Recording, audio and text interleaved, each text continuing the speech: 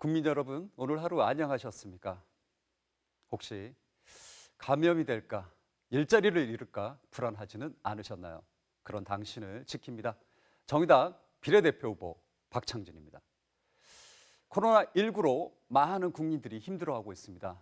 일자리를 잃거나 일거리가 끊긴 노동자, 가게 문을 닫아야 하는 자영업자, 어린이집이나 학교를 가지 못하는 어린 학생과 그들을 돌봐야 하는 부모들, 그렇지 않아도 버거운 일상이 더 퍽퍽해졌습니다.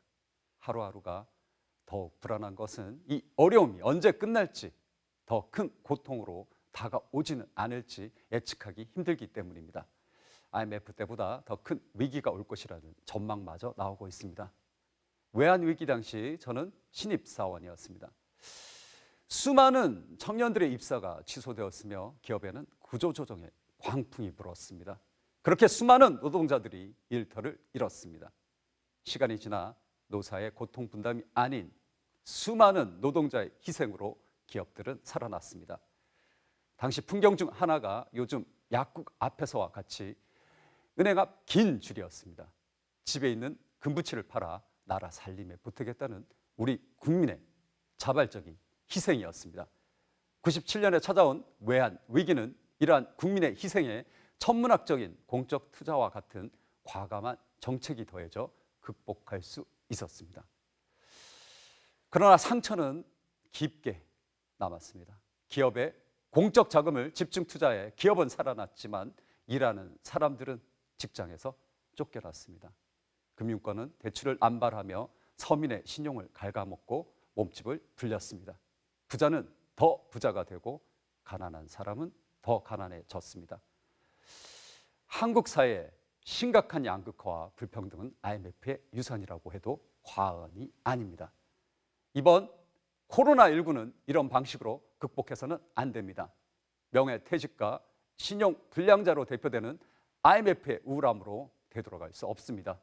오히려 이번 위기는 양극화를 멈추고 불평등을 해소할 반전의 기회로 삼아야 합니다. 정의당과 저 박창진이 할 수 있습니다. 대기업 재벌과 홀로 맞서 싸운 박창진이 이제는 정의당과 함께 일하는 당신을 지키겠습니다. 일자리 지키는 경제, 함께 사는 고통 분담의 원칙으로 코로나19를 이겨내겠습니다. 우선 해고 없는 기업 지원의 원칙으로 당신을 지키겠습니다. 정부가 기업에 지원하겠다는 100조 원은 고용보장의 원칙이 전제되어야 합니다. 기업이 해고하지 않도록 지원해야 97년의 외환위기나 2008년 금융위기와 같은 비극이 재현되지 않을 것입니다. 해고 없는 기업 지원은 우울한 과거로 돌아가지 않는 길이고 일하는 국민을 지키는 방법입니다. 다음으로 600만이 넘는 불안정, 비정규직 노동자에 대한 3개월 생계 지원으로 당신을 지키겠습니다. 일용직, 프리랜서, 배달 노동자와 같이 일거리가 떨어져 막막한 분들에게 최소 3개월간의 생계 지원금 200만 원을 지급해야 합니다. 소비 감소와 경기 위축으로 가장 타격을 받는 취약계층이 이분들입니다. 게다가 프리랜서, 학원 강사와 같은 플랫폼 노동자들은 4대 보험도 제대로 가입할 수 없습니다. 이처럼 가장 불안한 위치에 있는 국민들을 지키는 것은 국가의 기본 책무입니다. 사랑하는 국민 여러분, 정의당만이 일하는 여러분을 지킬 수 있습니다. 정의당은 일자리 지키는 경제, 함께 사는 고통 분담의 원칙을 지킵니다. 같이 삽시다. 같이 잘 삽시다라는 고 노회찬 의원님의 말씀, 박창진이 지키겠습니다.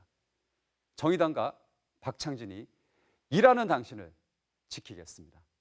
감사합니다.